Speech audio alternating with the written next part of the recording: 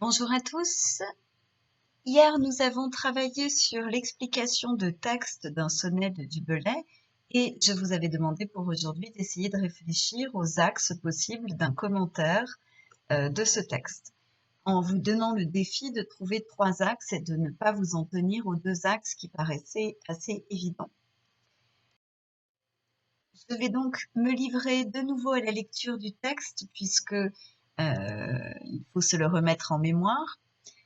Ô beaux cheveux d'argent mignonnement retors, ô fond crêpe et serein, et vous, faces dorées, ô beaux yeux de cristal, ô grande bouche honorée qui d'un large repli retrousse tes 2 bords, ô belles dents d'ébène, ô précieux trésor qui fêtent d'un seul rite toute âme énamourée, ô gorges damasquines en cent plis figurées, et vous, beau grand étain digne d'un si beau corps, ô beaux ongles dorés, ô mains courtes et grassettes, ô cuisses délicates, et vous, jambes grossettes, et ce que je ne puis honnêtement nommer, ô beau corps transparent, ô beaux membres de glace, ô beauté divine, pardonnez-moi de grâce, si pour être mortel, je ne vous ose aimer.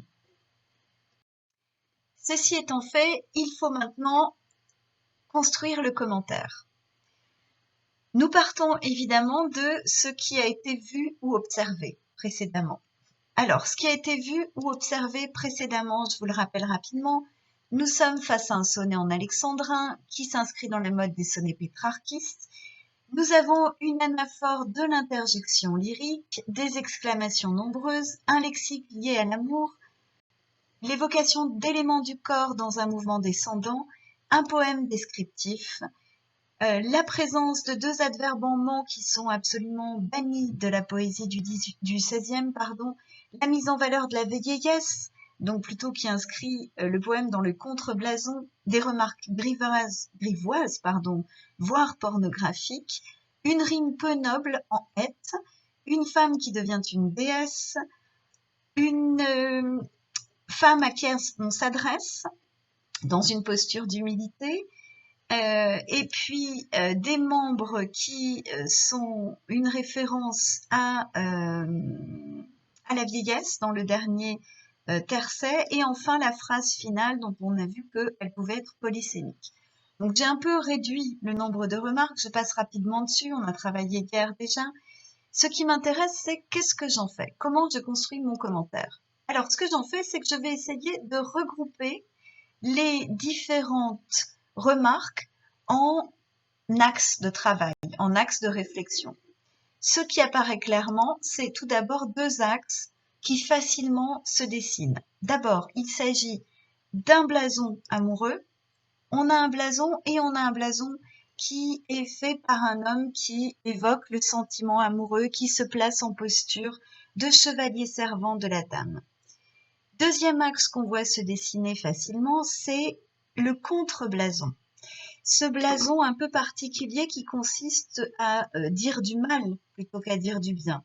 Et là, on voit évidemment l'évocation de la vieillesse et puis aussi, bien sûr, les remarques pornographiques qui font qu'on n'est pas vraiment dans un poème d'amour, ou plutôt dans un poème d'amour d'un genre un peu particulier. La difficulté maintenant, c'est d'imaginer ce fameux dernier axe. Alors, ce que je vous propose, c'est de partir des remarques dont on ne sait que faire, des remarques que nous n'avons pas utilisées. Et ces remarques, les voici. Tout d'abord, qu'il s'agit d'un sonnet qui s'inscrit dans la mode des sonnets pétrarchistes. Ensuite, que nous avons une lecture qui est rendue très difficile par des exclamations nombreuses, comme si Du Bellay en faisait trop. L'évocation de l'émotion est toute recuidante ici. Nous avons la présence de 2 adverbes en ment qui sont en général bannis de la poésie parce qu'ils font partie du langage commun, parce qu'ils ne relèvent pas de la belle langue, mais relèvent au contraire de la facilité langagière. On remarque la rime peu noble en hête qui rentre dans le même cadre, c'est-à-dire qu'il ne s'agit pas d'une grande poésie à partir du moment où on en utilise des rimes aussi faciles. Et puis enfin, la formule finale, j'ai pas envie de vous aimer, vous êtes tout à fait peu désirable, qui peut supposer que si le poète s'excuse de ne pas aimer la femme, c'est qu'elle a envie d'être aimée. Alors tout ça, qu'est-ce qu'on en fait? Eh bien, ce que je propose d'en faire, c'est de se demander quel est le but de Du Bellay. Il reprend une mode de l'époque, le sonnet d'amour, qui évoque des éléments du corps humain, et il va lui donner un double sens en faisant un contreblason. Mais pourquoi? Et pourquoi est-ce qu'il va introduire dans son sonnet, héritier de Pétrarque, des choses qui finalement décrédibilisent ce sonnet? Eh bien peut-être, et c'est là-dessus que je vais parier, peut-être est-ce que Du Bellay se moque des sonnets pétrarquistes. Et se moque peut-être aussi, je reviens à la formule finale, je ne veux pas vous aimer madame, de ces femmes qui ont envie à tout prix que le poète chante leur beauté. Et j'en fais ceci, un poème satirique. J'ai donc mes 3 axes. Il faut maintenant que je parvienne à remplir ces axes en trouvant des arguments. Je vous rappelle qu'on attend dans votre commentaire 6 arguments, c'est-à-dire 2 par axe. Donc, je reprends un blason, un contreblason, un poème satirique. Et j'essaie de remplir en fonction des remarques que j'ai pu faire. Un blason, alors ça va pas être très compliqué. J'ai vu en étudiant mon poème qu'il s'agissait d'un poème amoureux et d'un poème qui s'intéresse à des parties du corps, c'est-à-dire à ce qu'on appelle un blason. Je vais donc évoquer ici les expansions nominales. Dans le deuxième axe, alors vous remarquerez que j'ai mal travaillé ma diapositive, je me rends compte en ce moment, donc je vous le signale. Effectivement, le contreblason, c'est un grand 2 et le poème satirique, un grand 3. Dans le contreblason, je vais évoquer d'abord le fait que les louanges que nous avons vues sont aussi des critiques et que finalement cette femme qui est si belle, c'est surtout une femme très vieille dont le poète met en valeur la vieillesse et les attributs de la vieillesse. Et ensuite, je vais évidemment dans le contreblason faire figurer toutes les remarques qui relèvent de la pornographie que l'on a pu observer. Le troisième axe, donc c'est facile, on a dit, il y a la mode des sonnets pétrarquistes dont se moque le poète en disant concrètement que tout le monde fait ça, alors il va le faire aussi, mais que ce sont des poèmes un peu faciles, et donc il va en rajouter pour montrer à quel point c'est facile, et des poèmes aussi qui vont aller dans le sens d'une exagération de l'émotion, de l'amour du poète, et il va se moquer aussi de ça. Mais comme c'est une remarque littéraire, je vais la garder pour la fin et je vais utiliser cet argument en deuxième. Il me manque un argument.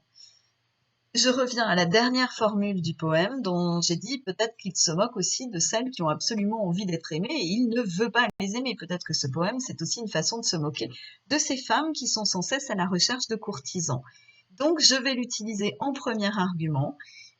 Du Bellay se moque des vieilles coquettes. Et je pense aux références au corps qui se montre, qui est mis en valeur, les ongles peints, la poitrine dénudée, la bouche qui sourit, qui rit, on imagine le rire un peu forcé de celle qui tient à attirer les regards.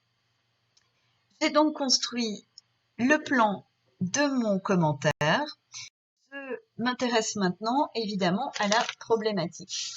Il faut une problématique. Je rappelle que la problématique, c'est la question qu'on se pose face au texte et chaque axe de mon commentaire va répondre à cette question. Donc il est plus simple, plus judicieux, sauf si elle vous apparaît clairement, évidemment, dès votre première lecture du poème, auquel cas je vous enjoins tout de même à vous méfier de cet éclat fulgurant de votre esprit et d'aller quand même jusqu'à la fin de l'explication de texte pour vérifier que votre intuition se vérifie. Le plus simple donc, c'est de la construire cette problématique à la fin de l'explication de texte. J'ai 3 axes, un blason, un contreblason, un poème satirique. J'ai donc un poème qui va multiplier les niveaux de lecture et je propose donc une problématique très simple. En quoi le blason de Du Bellay est-il une poésie à double, et j'ajouterais presque à triple sens? Nous avons fini la séance d'aujourd'hui, séance très courte comme vous pouvez le voir, mais si elle est courte, c'est parce que vous avez, vous, du travail à faire maintenant. Je vous demande à l'issue de cette vidéo de rédiger le premier paragraphe du commentaire. Je vous demande donc de rédiger ce premier paragraphe, seulement le premier paragraphe, en veillant bien à commencer votre paragraphe par une annonce très claire, très précise de l'argument. Vous citez ensuite quelques éléments du texte qui vous permettent de l'affirmer. Vous vous souvenez, c'est la fameuse méthode citation, procédé, analyse, CPA. Je cite, vous identifiez les procédés à l'œuvre dans ce que vous avez cité et vous menez ensuite, c'est ce qui doit prendre le plus de place sur votre feuille, vous menez l'analyse des citations et des procédés que vous venez d'identifier de façon à prouver votre argument. Vous revenez à l'argument. Tout ceci doit faire environ 8 lignes manuscrites, donc peut-être 5 lignes tapées. Je vous invite à faire tout ceci et à m'envoyer vos fichiers avant midi sur Pronote dans le cahier de texte. Vous verrez qu'il y a un travail à faire pour ce jour. Et dans l'espace élève, vous avez un endroit où vous cliquez pour déposer votre copie. Je vous souhaite un bon travail, je vous souhaite également une bonne journée et je vous dis à demain à 9 h devant le blog.